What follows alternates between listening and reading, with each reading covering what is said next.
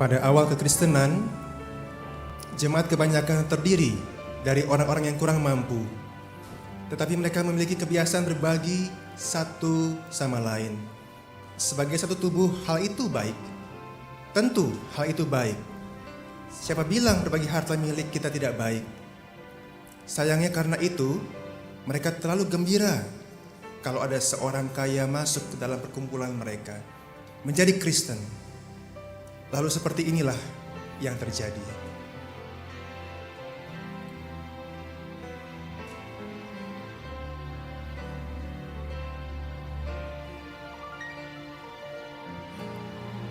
Jemaat yang terkasih dalam Tuhan Yesus Kristus, Shalom.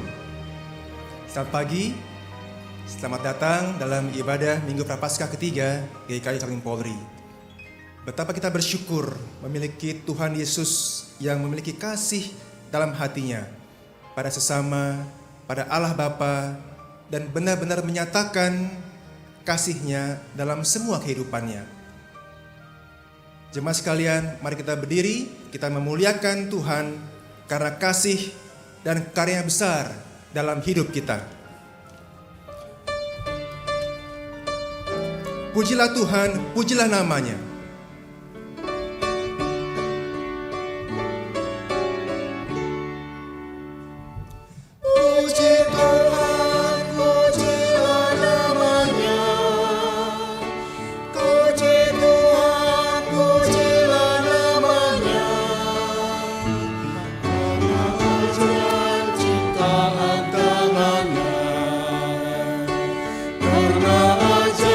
Ciptaan tangannya.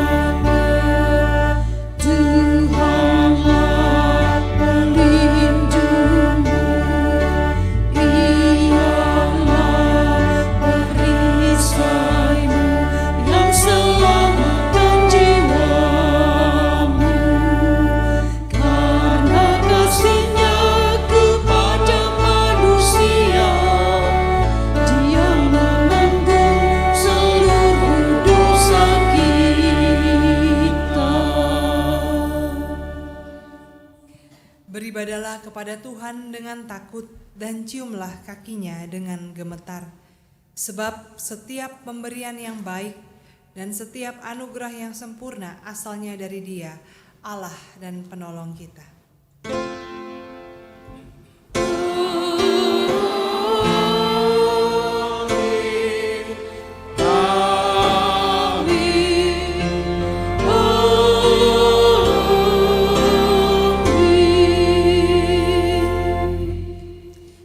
Damai dan sejahtera memenuhi hidup saudara.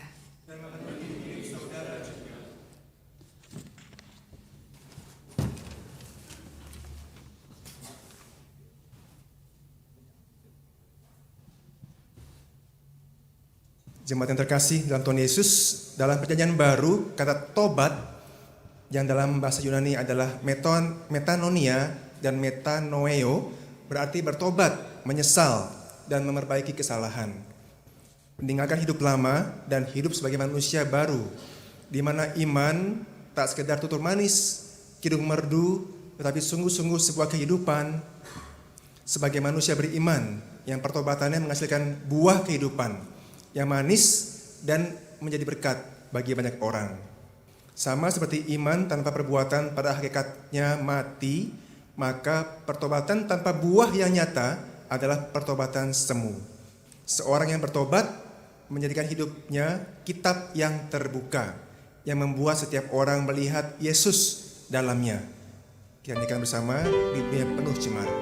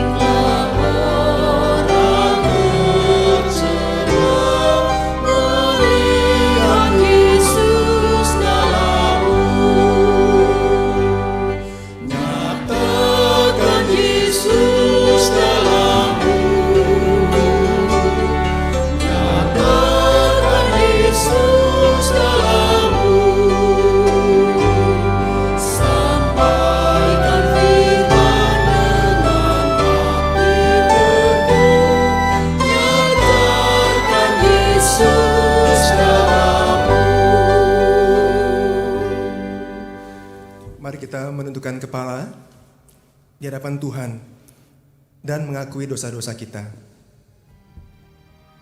Ya Tuhan, Allah Bapa Surgawi, telah kami putuskan hidup mengikut-Mu seumur hidup kami. Telah kami kenal dalamnya cinta-Mu bagi kami.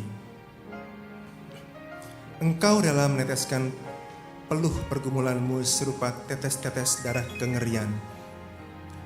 Engkau rela menapaki jalan sengsara dan memperjuangkan kami dari cengkeraman dosa.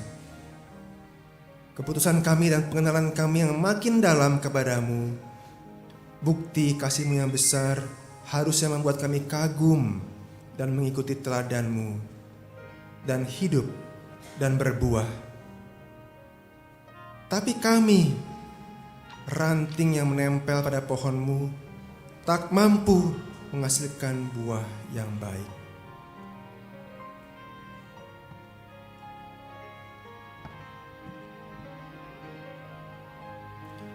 Jiwa kami terpenjara dalam kegelisahan, seolah kami tak mendapat penyertaan-Mu. Kekhawatiran hidup membabat habis keinginan kami untuk berbagi.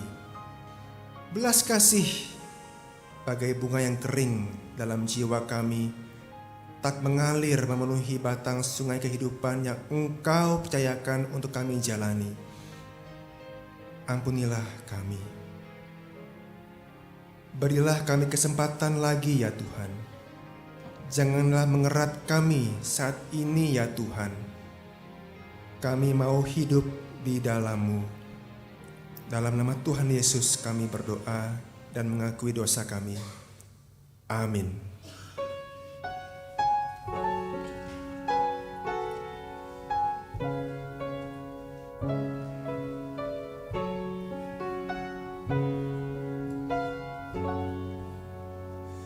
Biar ku tumbuh di batang-Mu, ya pokok anggur yang benar, supaya Kau hidupkan daku menjadi ranting yang segar. Jika Engkau beri berkat, aku berbuah yang lebat.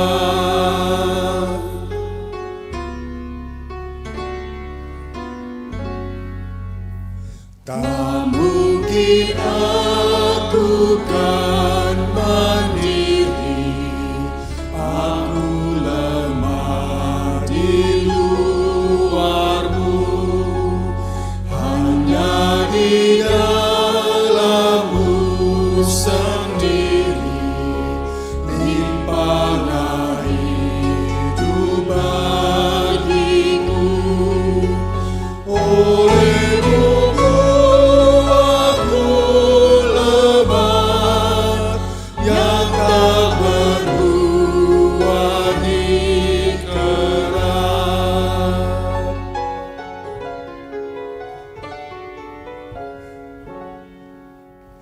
Dengan-Mu saja ku bersatu, tak tercerai sesaatku. Kasih-Mu pandu di jalanku, ku hidup oleh hidup-Mu. Dengan salib-Mu ku menang, jikalau Kau beri terang. Umat yang terkasih diundang untuk berdiri. Dengarkanlah berita anugerah dari Tuhan bagimu yang bertekad hidup dan menghasilkan buah di dalam Dia. 1 Yohanes 15 ayat 5 mengatakan, Akulah pokok anggur dan kamulah ranting-rantingnya. Barang siapa tinggal di dalam aku dan aku di dalam dia, ia berbuah banyak. Sebab di luar aku kamu tidak dapat berbuat apa-apa. Demikianlah berita anugerah dari Tuhan. Syukur pada Allah.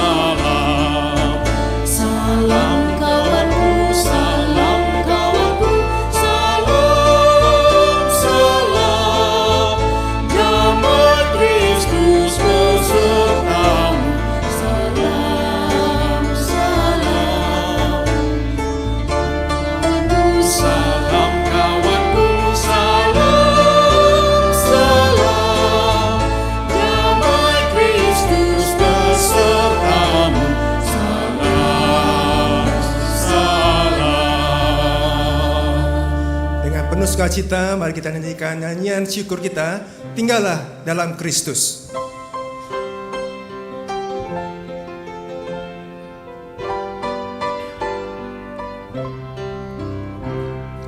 Tinggallah dalam Yesus, jadilah muridnya, belajarlah firman Tuhan, taat kepadanya. Tinggallah dalam Yesus, andalkan kuasa-Nya. Dialah pokok yang benar, kitalah rantingnya. Bait yang kedua.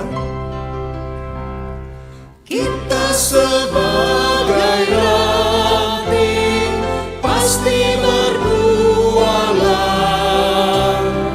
asal dengan setia tinggal di dalamnya. Tinggallah dalam Yesus, muliakan namanya.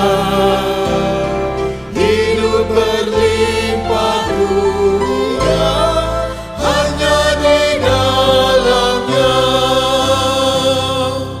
Jemaat silakan duduk kembali. Bersama kita sudah hadir paduan suara anak sekolah minggu dari kelas kecil, batita dan balita. Walaupun hujan, walaupun dingin, walaupun mendung, basahan, mereka tetap setia datang ke rumah Tuhan untuk memuji Tuhan, untuk belajar sesuai dengan tema Paskah Anak pada tahun ini. Aku mau memuji Juru Selamat yang hidup. Aku mau memuji Juru Selamat yang hidup. Anak-anak sekolah minggu dan guru-gurunya dan orang tua juga ingin belajar bersama-sama memuji Juru Selamat yang hidup yang akan kita rayakan nanti pada hari Paskah. Ada 2-3 lagu yang akan dinyanyikan secara medley oleh paduan suara anak sekolah minggu.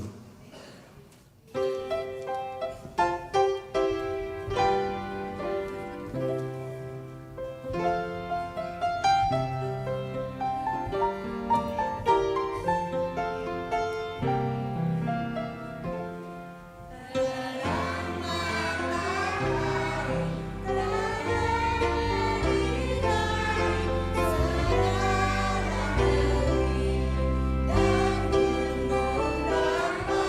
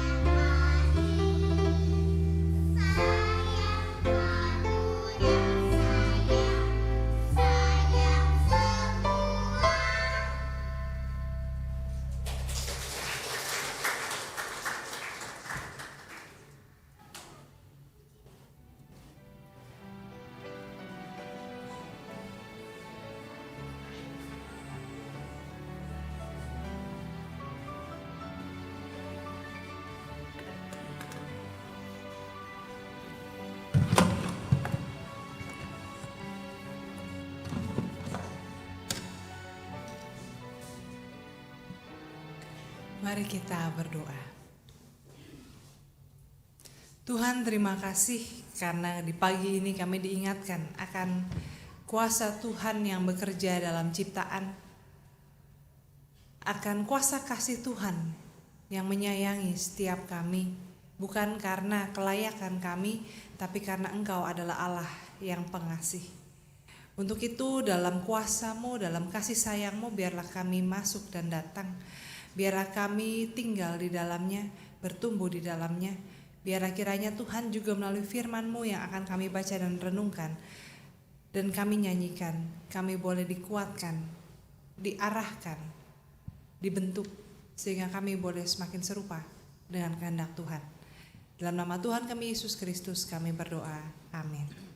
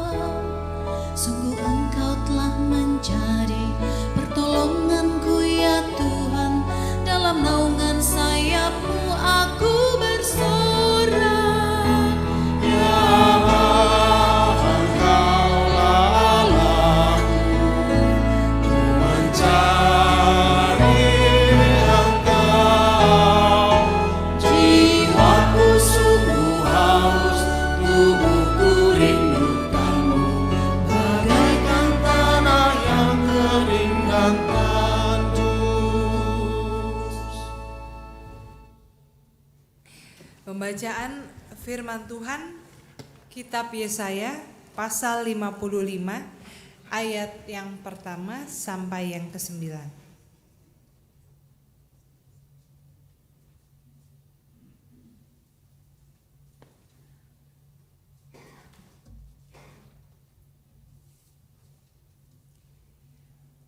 Ayo, hai semua orang yang haus, marilah dan minumlah air. Dan hai orang yang tidak mempunyai uang, marilah, terimalah gandum tanpa uang pembeli, dan makanlah juga anggur dan susu tanpa bayaran. Mengapakah kamu belanjakan uang untuk sesuatu yang bukan roti, dan upah jerih payahmu untuk sesuatu yang tidak mengenyangkan? Dengarkanlah aku, maka kamu akan memakan yang baik, dan kamu akan menikmati sajian yang paling lezat. Sendengkanlah telingamu dan datanglah kepadaku. Dengarkanlah, maka kamu akan hidup. Aku hendak mengikat perjanjian abadi dengan kamu, menurut kasih setia yang teguh yang kujanjikan kepada Daud. Sesungguhnya aku telah menetapkan dia menjadi saksi bagi bangsa-bangsa, menjadi seorang raja dan pemerintah bagi suku-suku bangsa. Sesungguhnya engkau akan memanggil bangsa yang tidak kau kenal, dan bangsa yang tidak mengenal engkau akan berlari kepadamu. Oleh karena Tuhan Allahmu dan karena yang Maha Kudus Allah Israel yang mengagungkan engkau. Carilah Tuhan selama ia berkenan ditemui, berserulah kepadanya selama ia dekat. Baiklah orang fasik meninggalkan jalannya, dan orang jahat meninggalkan rancangannya. Baiklah ia kembali kepada Tuhan, maka dia akan mengasihaninya. Dan kepada Allah kita, sebab ia memberi pengampunan dengan limpahnya. Sebab rancanganku bukanlah rancanganmu, dan jalanmu bukanlah jalanku, demikianlah firman Tuhan. Seperti tingginya langit dari bumi, demikianlah tingginya jalanku dari jalanmu, dan rancanganku dari rancanganmu. Demikianlah pembacaan firman Tuhan. Berbahagialah kita yang mendengar dan yang memeliharanya. Hosana.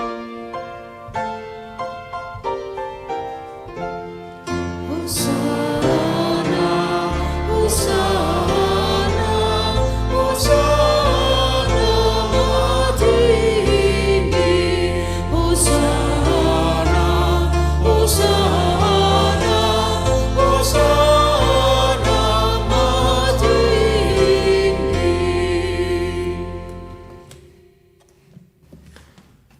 Selamat pagi saudara-saudara. Saudara-saudara, orang GKI nggak menganut teologi sukses ya, betul kan? Tapi orang GKI suka berkat nggak, saudara-saudara? Suka juga ya.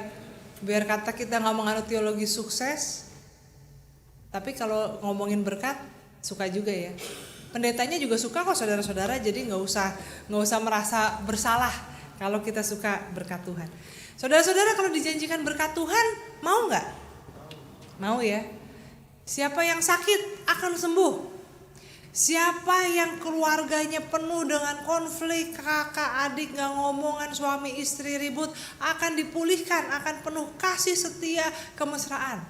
Siapa yang rezekinya seret selama ini, siapa yang harus kerja keras banting tulang, Tuhan akan berkati, Tuhan akan cukupkan, Tuhan akan sediakan tanpa saudara harus kerja keras dan sebagainya. Mau saudara-saudara? Mau ya? Tapi saudara-saudara ada syaratnya. Syaratnya satu, bertobat. Tapi herannya saudara-saudara, ternyata walaupun syaratnya cuma satu, enggak mudah. Padahal sebetulnya dibilang susah juga enggak, tapi herannya manusia tidak selalu bisa. Saya pernah diceritain sama seorang ibu. Dia cerita, hidupnya hidupnya tuh susah lah menurut dia gitu ya. Padahal kalau kita ngomong hidup susah itu kita mesti juga lihat orang lain yang lebih susah dari kita tuh juga banyak. Tapi dia merasa hidupnya susah, rumah tangga nggak bahagia, pekerjaan sulit ya, pas-pasan dan sebagainya. Pokoknya kayaknya nggak bahagia lah. Dia katakan, saya pernah waktu remaja. Jadi dia merasa nih salah satunya dia tuh hubungan kalau ditelisik-telisik akarnya adalah hubungannya dengan orang tuanya nggak baik, dengan mamanya. Karena ya pokoknya ya mamanya begini begitu dan sebagainya. Dia katakan, saya pernah waktu remaja saya lagi marah sekali sama mama saya, marah banget. Malamnya saya mimpi. Saya bermimpi, dalam mimpi itu saya melihat ya seperti kayak bertemu dengan Tuhan ya, tapi nggak kelihatan Tuhannya seperti apa. Lalu Tuhan tanya, apa hukum Taurat yang kelima? Apa saudara-saudara? hormatilah orang tuamu, ayah ibumu ya. Dia tahu dalam mimpi itu ya. Sama seperti bapak ibu juga kan tahu gitu ya. Tapi dia katakan dia nggak mau bicara karena dia lagi marah sama mamanya. Dan dia merasa ya mungkin karena itu, karena dia tidak, maksudnya di hadapan Tuhan aja dia tidak mau mengakui bahwa dia harus memaafkan, harus menghormati ayah dan ibunya. Saudara-saudara, memang itu mimpi ya, tapi mimpi itu kan sebetulnya menunjukkan bawah sadar kita. Dan orang seringkali bukannya tidak tahu bagaimana harus hidup benar di dalam Tuhan, tetapi tidak mau. Bukannya tidak bisa, tapi tidak mau. Padahal hormatilah ayah dan ibumu supaya lanjut umurmu ya di negeri yang dijanjikan Tuhan. Janji berkat. Dan cuma gampang kan, tanda kutip kan, seberapa susah sih menghormati orang tua. Kecuali orang tuanya mintanya yang enggak gitu ya. Tapi orang tua kan rata-rata standar lah. Ya enggak, kalau ada orang tua yang suka minta yang enggak sama anaknya, itu orang tuanya juga harus bertobat ya, ibu bapak ya, kasihan anaknya. Tapi ini yang terjadi ya, kenapa? Kita tahu Tuhan menjanjikan pemulihan, Tuhan menjanjikan berkat, Tuhan menjanjikan apa di sini tadi dikatakan, terimalah makanan tanpa harus membayar, anggur, susu, roti, gandum, nggak usah bayar. Datanglah akan diberikan kehidupan. Ya, Tuhan memberi janji berkat, berkat materi, berkat maksudnya dalam arti materi bukan berarti duit banyak, tapi kecukupan. Gak harus kerja keras banting tulang, mati-matian menjual harga diri dan sebagainya. Tuhan akan menyediakan. Tuhan juga mengatakan engkau akan dijanjikan kehidupan. Sendengkanlah telingamu dan datanglah kepadaku, dengarkanlah maka kamu akan hidup. Ya, kamu akan menikmati hidup, kamu akan punya damai sejahtera, kamu akan bisa menikmati hari-hari saudara-saudara. Jadi kalau bangun pagi itu aduh pagi lagi gitu ya. Atau kalau malam mau tidur, aduh saya gak tahu mesti gimana ya, orang yang gak bahagia. Dan Tuhan katakan seperti aku berjanji pada Daud akan memberikan keselamatan, demikian juga kepada kamu aku akan memberikan keselamatan. Dan bahkan Tuhan katakan sama seperti kepada Daud diberikan kuasa sehingga bangsa-bangsa datang mendekat, ya menyembah. Kepada kita juga akan diberikan kekuasaan, kehormatan. Janji berkat kepada tokoh-tokoh iman, Abraham, Daud, murid-murid Yesus juga berlaku untuk kita. Cuma satu yang Tuhan bilang, carilah Tuhan, berbaliklah dari jalanmu, bertobatlah. Nah saudara-saudara, kalau dibahas lebih lanjut lagi ya, tadi saya katakan kenapa kita sulit bertobat, ini kan karena masalah ego, masalah keakuan ya. Saudara-saudara, kalau saya bilang bertobat, saudara-saudara mungkin ada yang berpikir, kayaknya saya hidupnya udah baik-baik aja, udah di jalan yang benar ya, gak usah bertobat lagi. Tapi saudara-saudara, kalau saudara mau terima berkat Tuhan, ada orang yang saudara benci, maafkan. Ada orang yang benci sama saudara, suka ngejelek-jelekin, apa kata Tuhan? Pergilah, berdamailah dengan musuhmu. Apa kata firman Tuhan? Jangan mencintai uang kan ya. Maka walaupun saudara merasa pas-pasan, bahkan merasa berkekurangan, bermurah hatilah. Firman Tuhan katakan kalau ada yang datang kepadamu minta makan dan kau katakan ayo pergi sana, semoga Tuhan memberkati engkau, di mana iman? Saudara-saudara, firman Tuhan sebetulnya dibilang susah banget juga enggak, tapi enggak mudah kan. Bertobat itu bukan berarti saya tadinya berjudi lalu sekarang enggak berjudi ya. Saya dulu pemabuk, sekarang saya enggak menyentuh minuman keras. Bertobat itu adalah pertobatan hati. Pertobatan kita semua ini punya kedagingan, punya karakter buruk ya, yang suka gosip. Kalau mau hidupnya sejahtera, berhenti gosip. Susah nggak? Susah kalau buat orang yang suka gosip, yang suka marah-marah, suka ngomel-ngomel. Nah, jangan lagi. Yang suka sombong, ya nggak boleh sombong lagi, harus ramah sekarang. Saudara-saudara, alangkah susahnya. Percayalah, saya tahu tidak mudah karena saya pendeta yang kerjanya membantu orang supaya mengenal firman Tuhan dan menghidupinya, dan gak gampang. Dan makin tua makin mudah gak?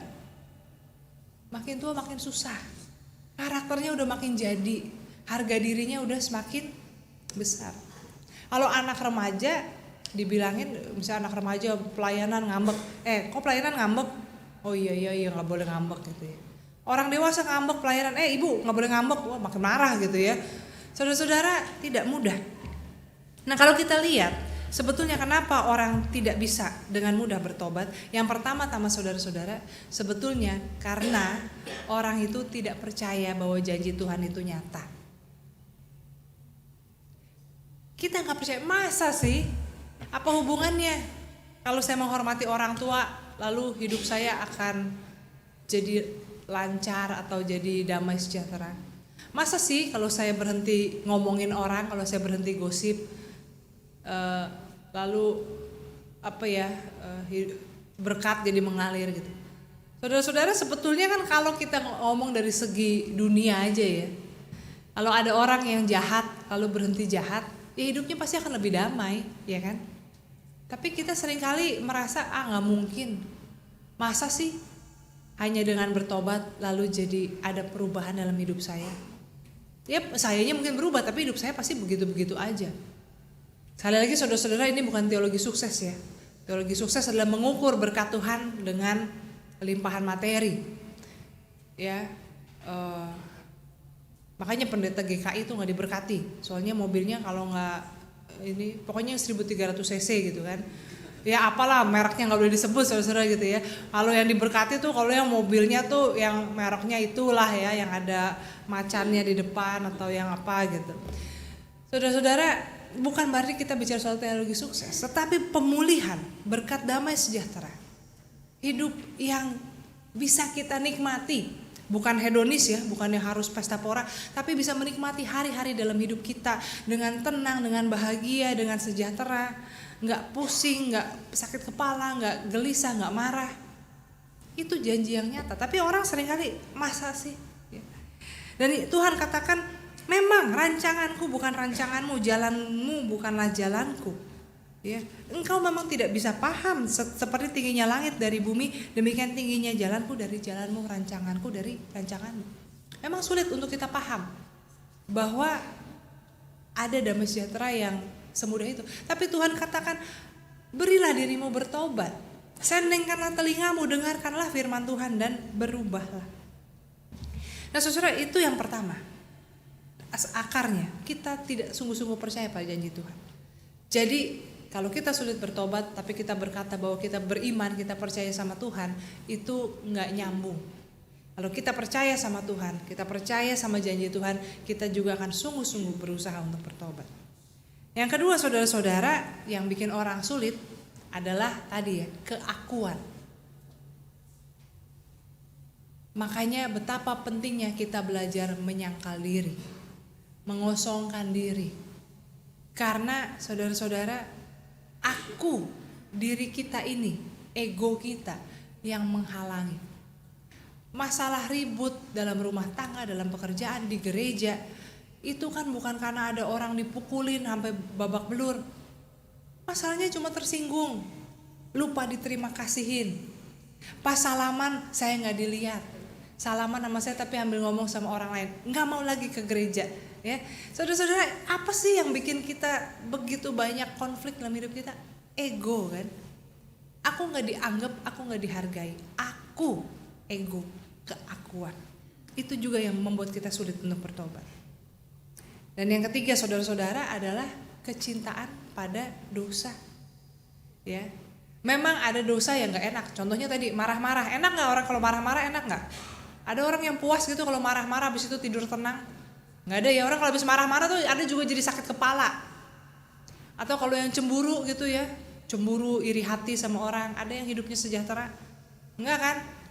Atau orang yang serakah, ingin ini ingin itu, pasti juga nggak tenang. Hidupnya selalu ngitungin duitnya mulu, cukup nggak ya? Perlu cari lagi dan sebagainya.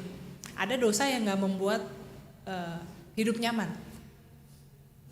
Tapi ada juga dosa yang memang bikin orang kecanduan. Ya, kedagingan yang bikin orang merasa tapi kan enak. Kalau enak masa dosa sih gitu kan. Contohnya saudara-saudara udah tahu sakit-sakitan makannya enak-enakan gitu ya, nggak dosa sih. Tapi sebetulnya ngomong-ngomong kalau soal makan rakus itu juga itu termasuk dosa loh. Ini serius ya, 7 dosa utama itu salah satunya adalah gluttony, kerakusan. Orang yang makan sampai perutnya mau meledak ya. Itu termasuk dosa, saudara-saudara, karena juga tidak menghargai kesehatan. Tapi memang itu ada kedagingan, ada dosa yang nikmat. Tetapi saudara, pada akhirnya semuanya itu akan mendatangkan kesusahan. Cuma memang belum sekarang. Tapi ada orang yang sulit bertobat karena hanya melihat hari ini, hanya melihat kenikmatan sekarang, hanya melihat kebutuhan saat ini, tidak berpikir panjang. Seperti Esau yang ketika lapar harus makan sekarang juga, dijuallah hak kesulungannya. Dan yang keempat, saudara-saudara, kenapa orang sulit bertobat? Karena dia tidak percaya bahwa dia bisa berubah.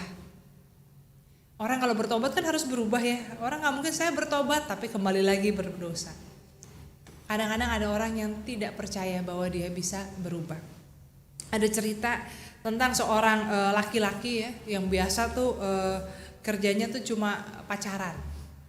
Maksudnya tuh ya pacarannya juga dia umurnya makin tua, pacarnya sih umurnya segitu aja ya. Jadi dia umur 20 pacarnya umur 20, dia umur 30 pacarnya umur 20, 40 pacarnya 20, gitu terus sampai dia umur 50 pacarnya juga umur 20.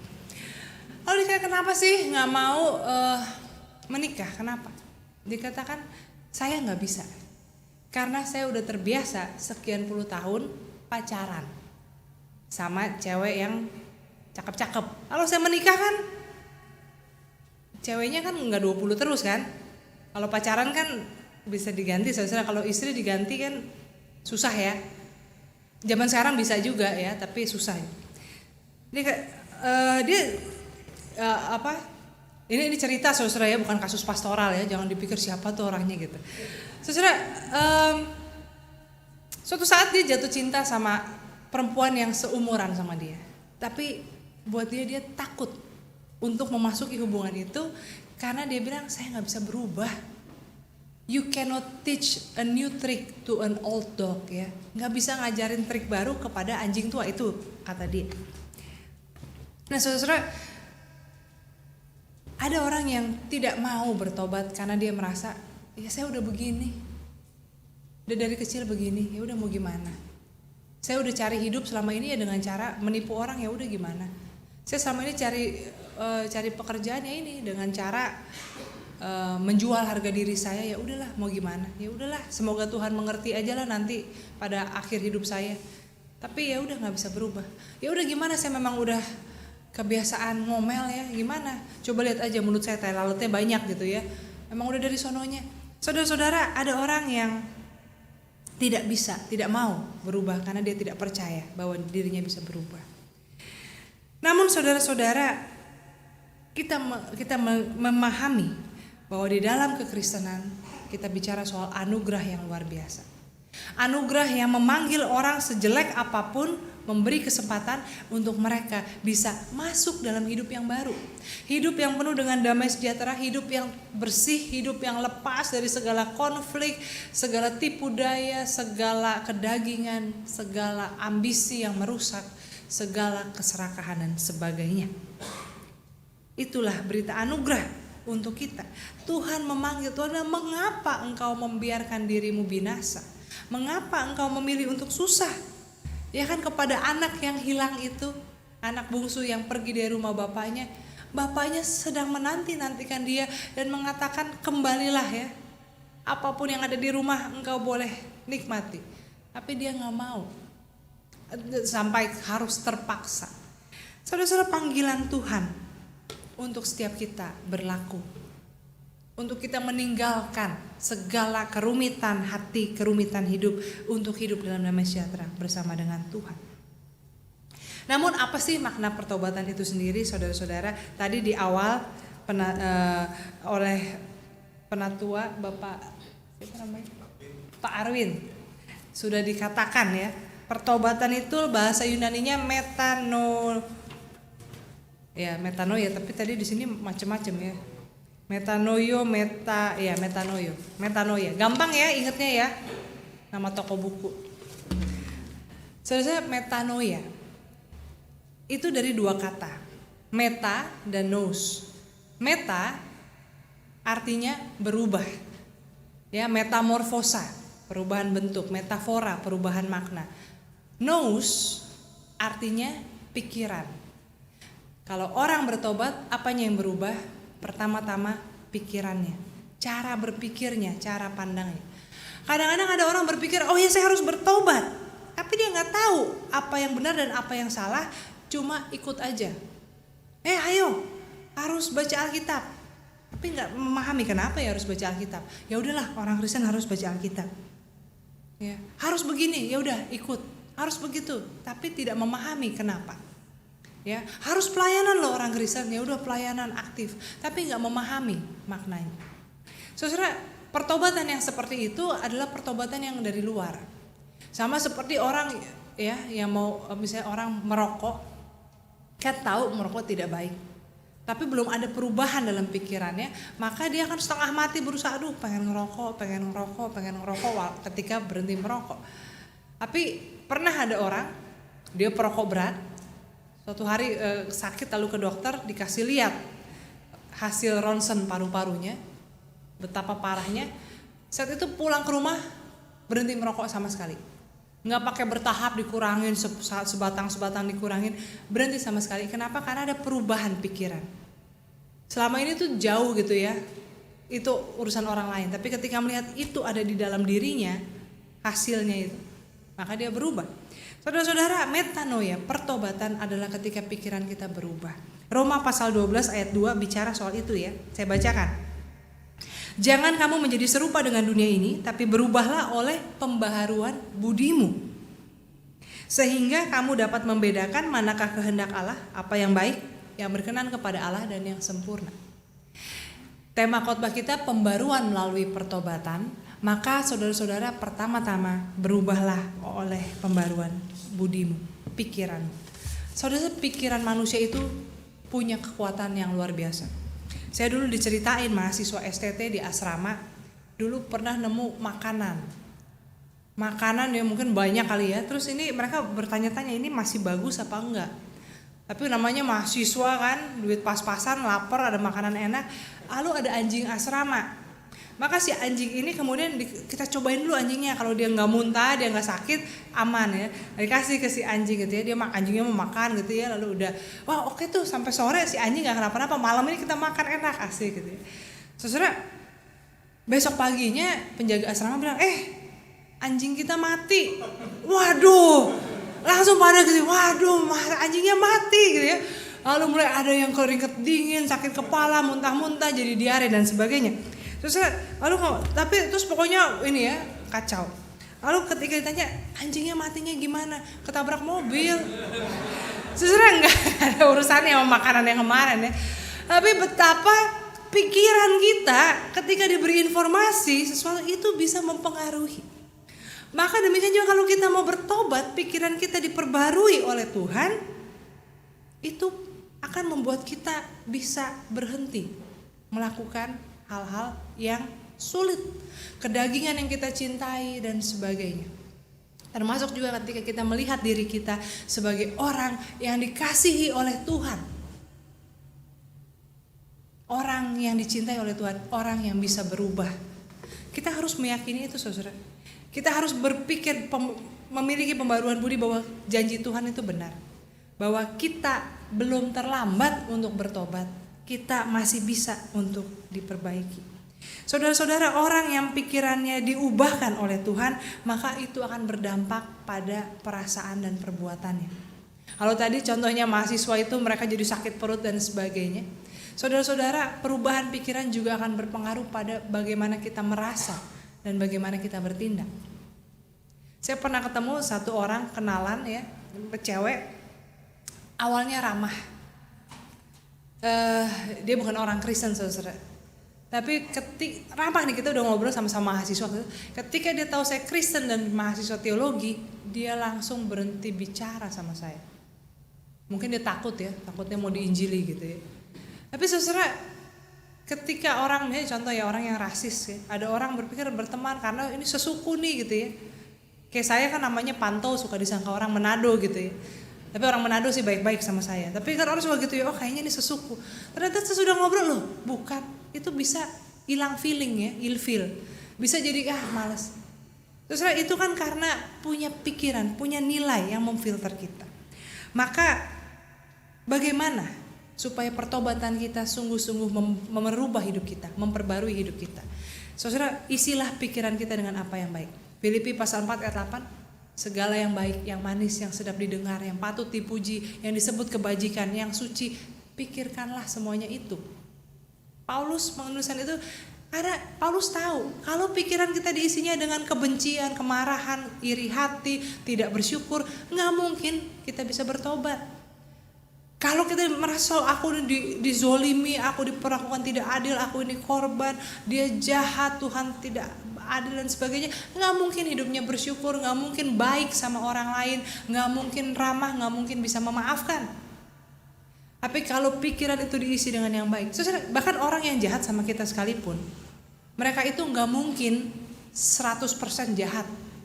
Dia mungkin pernah merugikan kita, tapi dia pasti punya sisi yang baik. Manusia lebih daripada perbuatannya. Dan bahkan sekalipun dia jahat, mungkin dia jahat juga karena dia punya masa lalu yang membuat dia punya sifat yang tidak baik. Mungkin kita juga punya andil membuat dia melakukan hal yang tidak baik. Saudara-saudara, kalau kita bisa melihat, kita bisa berpikir dengan baik, memikirkan yang adil, memikirkan kasih, memikirkan kemurahan Tuhan, maka kita bisa melihat sesama kita juga dengan baik. Dan saudara-saudara, perubahan pikiran seperti apa yang menandai pertobatan kita sebagai orang Kristen? Yaitu memiliki pikiran yang dikehendaki Allah, dan seperti Yesus katakan yang hukum yang terutama, pikiran kita arahkan kepada Tuhan. Kita mengasihi Tuhan dengan segenap hati dan segenap akal budi dan dengan segenap kekuatan kita. Mengasihi Tuhan juga dengan segenap pikiran kan? Bukan cuma dengan hati. Mengasihi Tuhan dengan hati dan segenap akal budi dengan segenap kekuatan kita.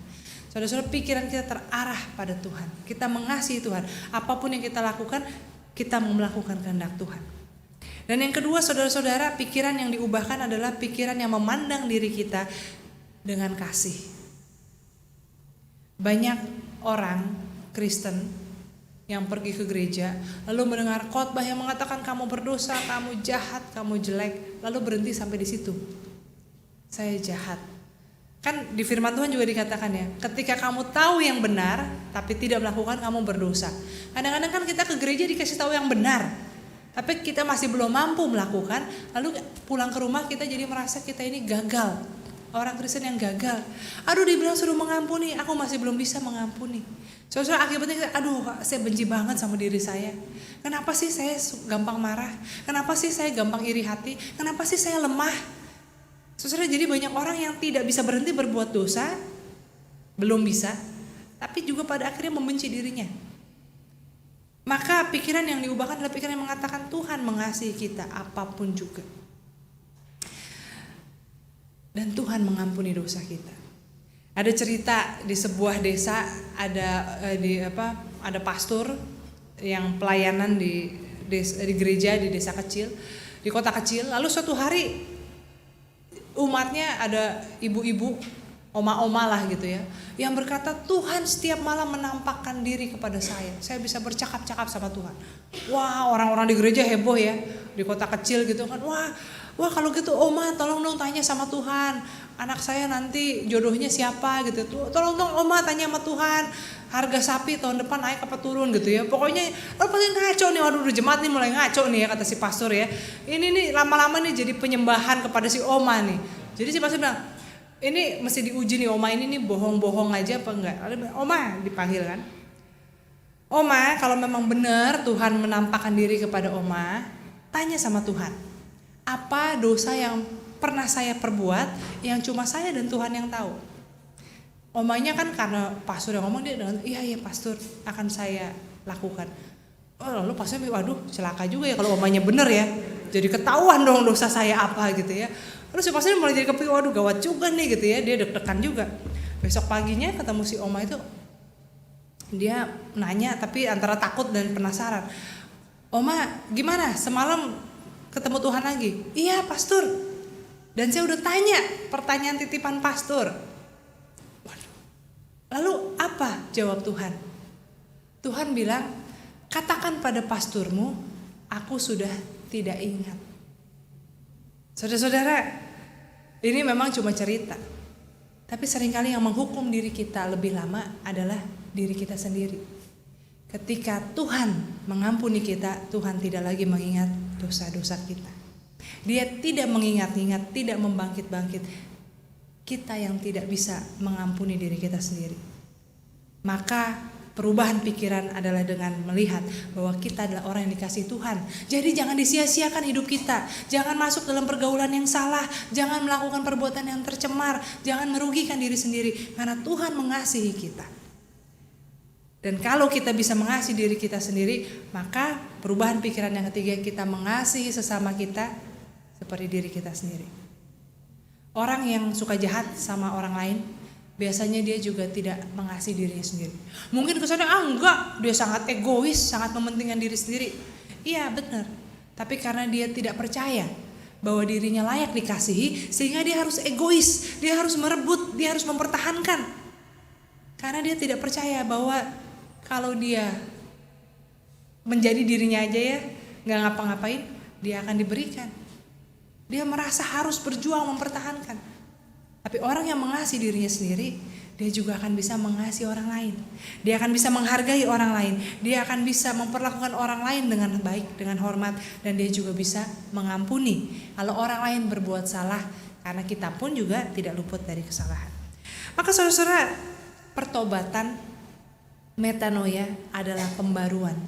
Pembaruan hidup yang dimulai dari bagaimana kita memiliki pikiran yang mengasihi Tuhan, yang terarah kepada Tuhan, yang meyakini janji Tuhan, yang bisa melihat diri kita sebagai yang dikasihi Tuhan dan memandang sesama kita sebagai mereka juga yang dikasihi oleh Tuhan dan kita kasihi.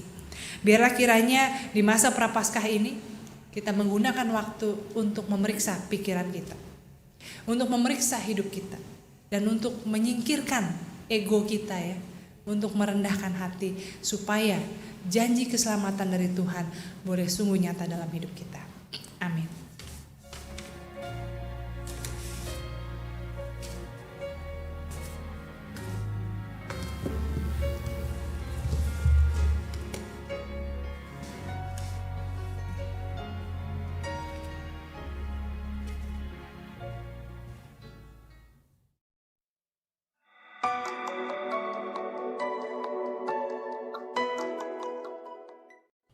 Ia seorang mantan narapidana.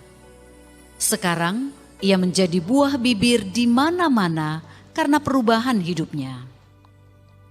Sekeluarnya dari penjara, ia menjadi seorang yang sukses dalam usaha sekaligus saleh. Roh apa yang menghinggapinya? Dari mana datangnya kekuatan itu? Bagaimana mungkin ia begitu cepat berubah? Banyak hartanya dibagi-bagikan kepada orang miskin. Di mana-mana ia memberikan kesaksian hidup. Banyak orang berduyun-duyun mendengarkan khotbahnya. Ini sedikit meresahkan masyarakat yang kebanyakan tidak seiman. Akhirnya datanglah seorang yang amat berpengaruh dalam masyarakat itu memperingatkan. Kurang apa lagi sih? Segalanya telah engkau punya. Pahala untuk hidup akhirat pun bukankah sudah cukup? Sudahlah, jangan membikin resah warga kami dengan kesaksianmu. Saya hanyalah seorang kusta dari Samaria yang telah disembuhkan Tuhan. Atau Sakeus yang disapa dan dijamah Tuhan. Kemudian kepada orang yang tidak seiman itu, ia menerangkan tentang kisah 10 orang kusta yang disembuhkan oleh Yesus. Namun hanya satu yang kembali dan mengucap terima kasih.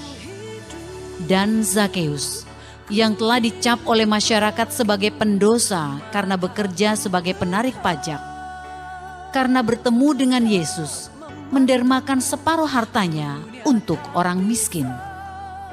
Bagaimana mungkin saya berhenti kalau kasih Allah telah begitu menggores hati? Tambahnya, perbuatan baik tumbuh dari hati yang bersyukur karena Allah telah lebih dahulu mencintai, bukan untuk mengumpulkan pahala demi jaminan hidup akhirat. Yang menyelamatkanku, Kau memberikanku hidup.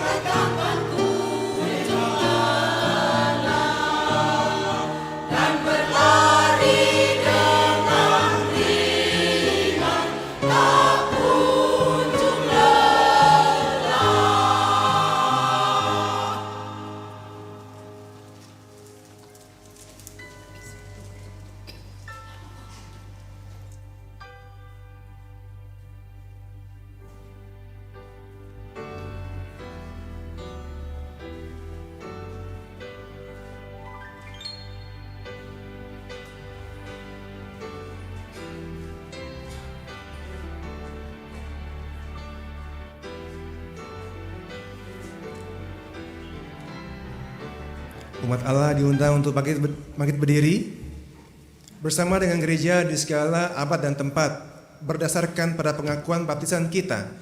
Marilah kita mengakui iman kita dengan menyanyikan Aku Percaya.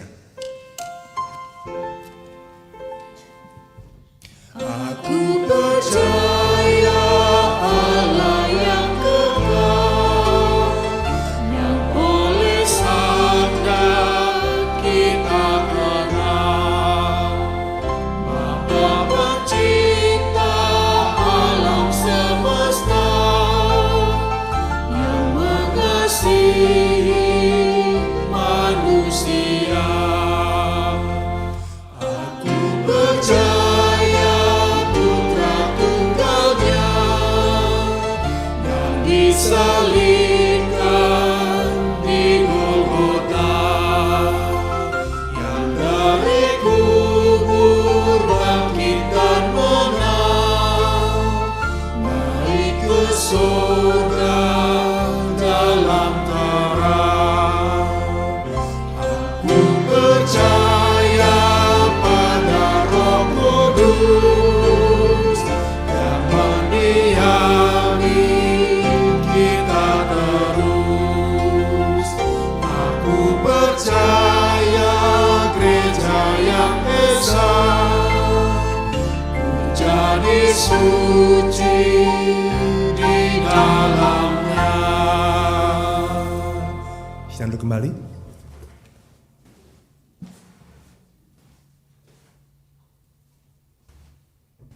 Saudara-saudara, kita akan memanjatkan doa dan diakhiri dengan doa Bapa kami yang kita nyanyikan bersama. Mari kita berdoa. Tuhan, kami mengucap syukur kepadamu untuk janji keselamatan dan janji kehidupan yang penuh dengan damai sejahtera dan berkat bagi kami yang mau hidup seturut dengan kehendak-Mu. Terima kasih Tuhan, karena terlepas dari apapun Engkau mengasihi kami. Engkau mengasihi kami karena keberadaan kami, bukan karena kelayakan kami. Mampukan kami untuk percaya akan janji-Mu dan akan kasih-Mu. Mampukan kami untuk memperbarui pikiran kami, sehingga semakin serupa dan seturut dengan kehendak Tuhan. Sehingga kami dapat membedakan mana yang sesuai dengan kehendak-Mu dan yang bukan. Sehingga kami bisa mengambil keputusan yang baik dalam hidup kami. Sehingga kami bisa memberikan sikap-sikap yang benar, yang sesuai dengan kehendak Tuhan. Baik dalam pergumulan hidup apapun, dalam kebimbangan apapun, dalam pertimbangan keputusan apapun yang harus kami ambil, biarlah Tuhan kami hidup sebagai orang-orang yang bertobat, orang-orang yang sudah diperbarui oleh Tuhan dan dari hari ke hari terus diperbarui. Pada saat ini ya Tuhan, kami juga mau berdoa untuk saudara-saudara kami yang sakit, yang baik dalam masa pemulihan maupun masih bergumul untuk menerima kenyataan bahwa mereka sakit, bahwa mereka harus berobat, mereka sekarang bergantung pada obat-obatan. Tuhan, berikanlah mereka kekuatan sehingga mereka boleh berdamai dengan keadaannya, mereka juga boleh disembuhkan oleh karena sukacita dan syukur yang tidak pernah hilang dalam hidup mereka. Untuk kebutuhan akan biaya Tuhan, kami percaya Engkau juga akan menyediakan melalui kemurahan, baik dari kuasa-Mu maupun juga dari kemurahan sesama kami manusia. Kami mau berdoa juga Tuhan untuk jemaat yang dalam pergumulan hidup, dalam keluarga, dalam pekerjaan, dalam relasi dengan sesama. Tuhan, tolong kami untuk bisa mengatasinya seturut dengan hikmat yang daripada Engkau. Kami juga mau berdoa menyerahkan gereja kami Tuhan, yang hari ini berulang tahun, yang hari ini dirayakan ulang tahunnya. Kami bersyukur untuk 31 tahun pemeliharaan Tuhan. Biarlah kami boleh semakin bertumbuh dalam iman, dalam kasih, dalam persekutuan dan persaudaraan, bertumbuh dalam kesaksian dan pelayanan di tengah masyarakat. Kami berdoa bagi penyusunan program kerja supaya tidak hanya sekedar rutinitas atau mengikuti tradisi, tapi boleh menjadi program yang baik yang membangun umat Tuhan. Kami mau berdoa juga Tuhan untuk panitia Paskah yang mempersiapkan rangkaian hari raya gerejawi. Biarlah mereka juga boleh bekerja dengan sukacita dan sehati. Kami mau serahkan juga Tuhan negara kami ke dalam tangan Tuhan. Kami berdoa Tuhan untuk segala pergumulan kami sebagai bangsa.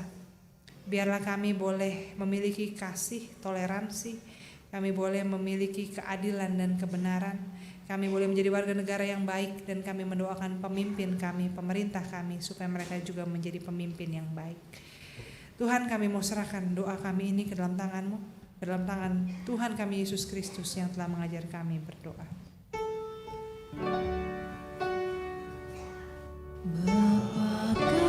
Kami yang ada di surga, dikuduskanlah nama-Mu, datanglah kerajaan-Mu, jadilah kehendak-Mu di bumi seperti di surga. Beri kami hari ini makanan yang secukupnya, ampuni salah kami seperti kami ampuni yang bersalah pada kami. Jangan bawa kami dalam pencobaan, melainkan lepaskan kami dari yang jahat. Engkaulah yang punya kerajaan dan kuasa dan kemuliaan sampai selama-lamanya.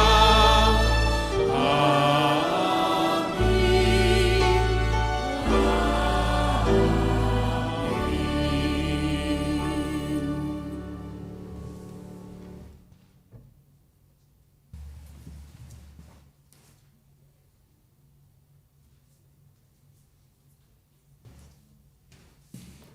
Umat Allah yang dikasihi Tuhan, bawalah persembahanmu dalam sukacita, karena kasih dan pengampunan Tuhan yang nyata bagimu.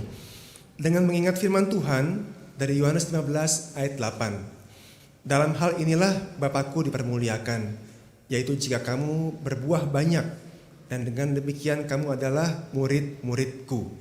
Kiranya Allah makin berkenan dengan persembahan kita saat ini dan buah hidup yang hendak kita hasilkan. Dengan bersukacita kita mengiringi persembahan kita dengan pujian bersukacita senantiasa.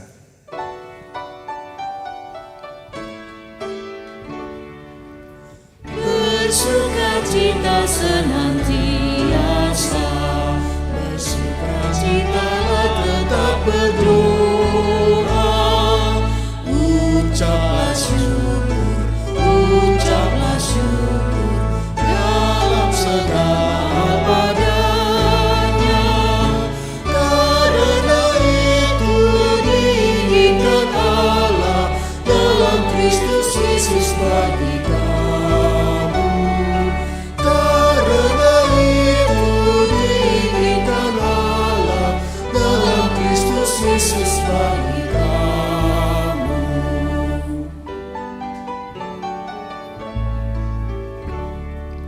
Hendaklah kamu perhatikan,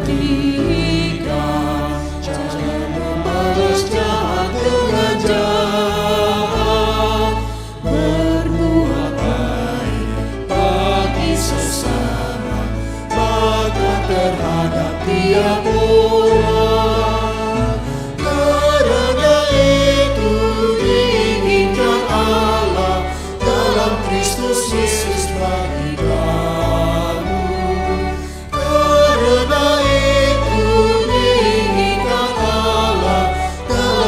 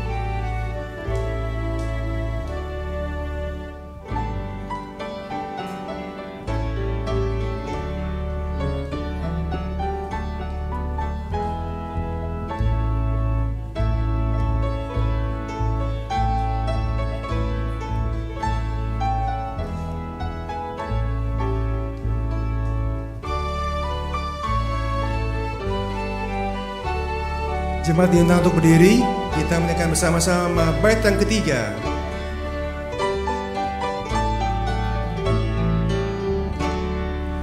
Orang yang salah diluruskan dan orang tawar hati dihiburkan. Orang lemah pun harus dibela, sabar dengan semua orang. Karena itu diinginkan Allah dalam Kristus Yesus bagi kamu. Karena itu diinginkan Allah dalam Kristus Yesus bagi kamu. Mari kita bersama-sama berdoa. Tuhan Allah Bapa Surgawi, terima kasih pada pagi hari ini kami masih diberi kesempatan untuk memberi persembahan. Terima kasih ya Tuhan atas kesehatan, atas kekuatan, atas panas matahari dan hujan, atas kasih keluarga dan teman, atas sekolah dan pekerjaan, atas makanan dan minuman, atas semua yang adalah berasal dari Tuhan, atas segala berkat yang kami rasakan tiap hari ya Tuhan. Ya Allah Bapa Surgawi, terimalah Tuhan dengan setengah hati persembahan yang kami haturkan ini. Pakailah bagi kemuliaan-Mu di bumi ini. Dan marilah Roh Kudus ajari kami terus, ingatkan kami terus, dorong kami terus sepulang kami dari bait kudus ini untuk menghasilkan kebaikan dan kebenaran yang nyata dari kehidupan beriman kami kepadamu. Terima kasih ya Tuhan, inilah doa kami, persembahan kami panjatkan dan kami haturkan dalam nama Kristus Yesus, penebus kami satu-satunya. Kami berdoa. Amin.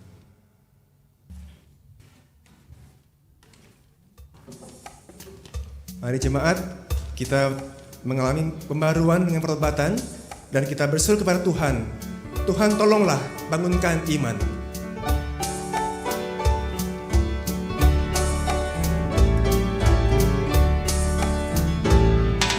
Tuhan tolonglah bangunkan iman, pulihkanlah kasih yang remuk. Tuhan tolonglah bangunkan iman, pulihkanlah kasih yang remuk. Ubahlah hatiku, jamahlah diriku, biar di tangan-Mu terbentuk. Tuhan tolonglah bangunkan iman, pulihkanlah kasih yang remuk.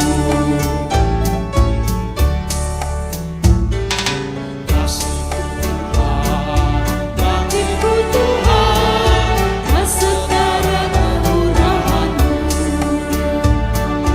Kasih-Mu Tuhan, bagiku Tuhan, tak setara kemurahan-Mu. Tetapi rahmat-Mu bagiku, jasaku, sangatlah besar dan mulia. Kasih-Mu Tuhan, bagiku Tuhan, tak setara kemurahan-Mu.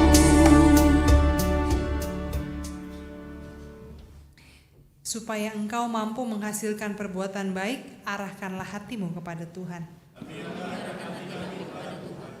Jadilah saksi Kristus. Terpujilah Tuhan di hidupmu. Terimalah berkat Tuhan. Ia yang membentangkan langit, yang menjadikan awan sebagai kendaraannya, yang mendasarkan bumi di atas tumpuannya, kiranya mengenyangkanmu dengan kasih dan limpah berkat dengan setiap pemberian yang baik dan anugerah yang sempurna dalam Kristus Yesus dari sekarang sampai selama-lamanya. Hosiana.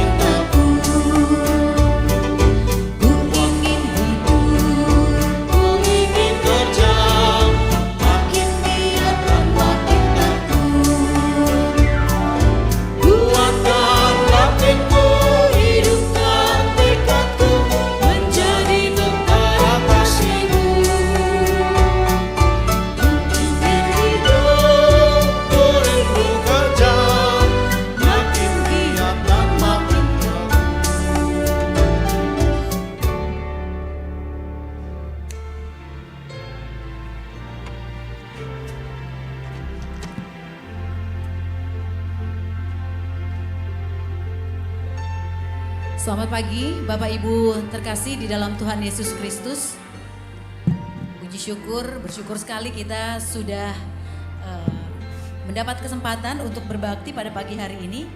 Dan pagi yang indah ini juga kita mau mengucap syukur untuk bertambahnya usia gereja GKI Kafling Polri, ya, Gereja Kristen Indonesia Kafling Polri. Yang pasti yang berulang tahun sebenarnya kita semua begitu ya, jemaat GKI Kafling Polri.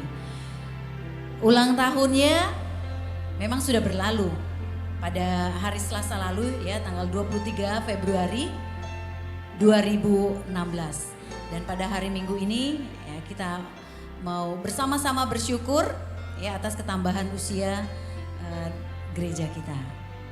Di depan saat ini sudah ada kue ulang tahun yang menjadi tradisi lah, kalau ulang tahun pasti ada kuenya ya. Untuk itu kita akan berdiri bersukacita menyanyikan lagu Happy Birthday, dilanjutkan dengan Panjang Umurnya.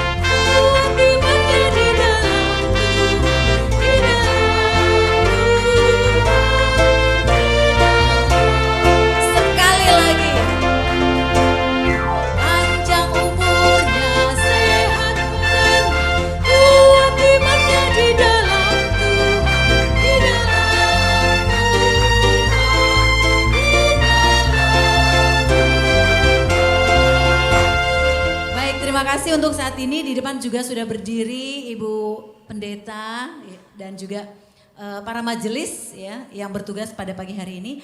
Untuk itu pemotongan kue pengantin. Kue ulang tahun kebiasaan ya. Nyambung aja. Iya, kue ulang tahun ya pada pagi hari ini, ulang tahun GKI Kafling Polri ya, gereja kita. Kami undang dengan hormat ke depan Bapak dan Ibu Tejo. Ya, untuk melakukan pemotongan kue ulang tahun.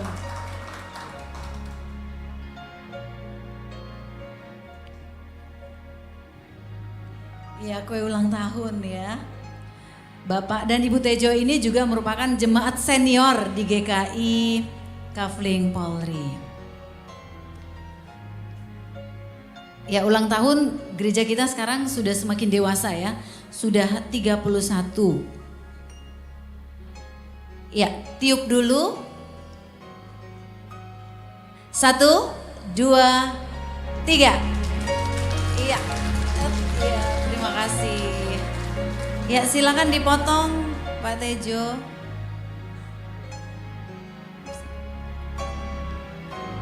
Ya, cara motongnya kan gaya pengantin gitu ya. Ya, terima kasih. Terima kasih Bapak Ibu Tejo. Ya, nggak apa-apa, tetap di depan aja Bapak, mungkin biar nggak terlalu jauh. Dan sebagai ucapan syukur kita akan makan bersama, ya, bersantap bersama. Dan untuk doa syukur, doa makan dipimpin oleh Bapak Rumeser. Kami mohon dengan hormat Pak Rumeser. Sangat tidak salah. Iya, iyalah Pak. Di depan aja Pak.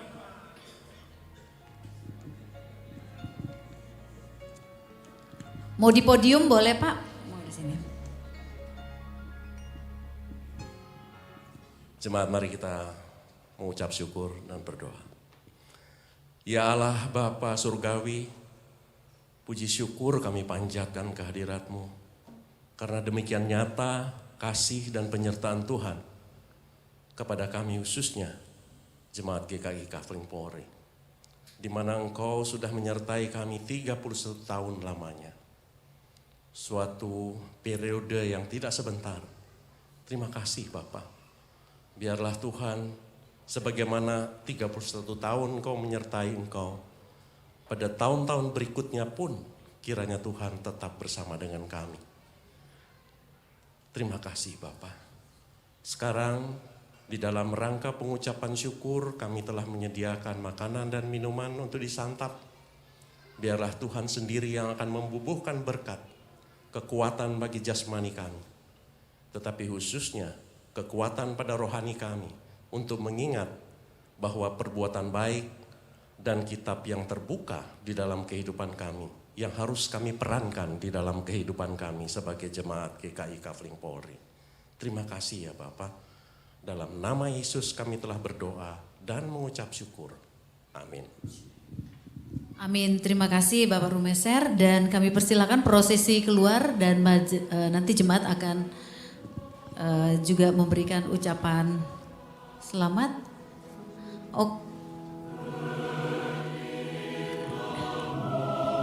Ya baik, terima kasih.